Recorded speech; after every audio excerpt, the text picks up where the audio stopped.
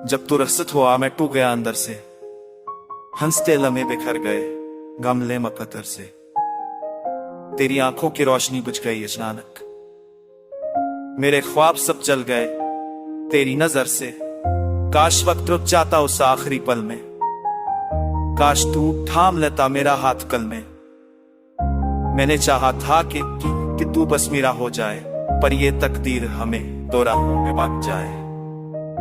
अब जो रह गया है वो खामोशियां है, टूटे लफ्ज, अधूरी कहानियां है। मेरी सांसों में है तेरा नाम पुकारा करता हूँ, वीरान रातों में तुझे ढूंढा करता हूँ। कभी सोचता हूँ क्या तू भी याद करता है, क्या तू भी तन्हाई में दिल से बात करता है।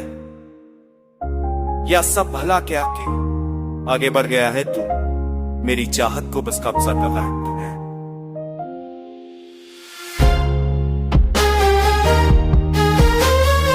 ऐसा इंसान है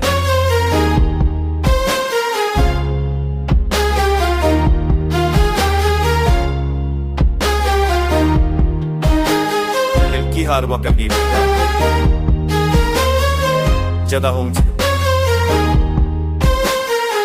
डरली चुरा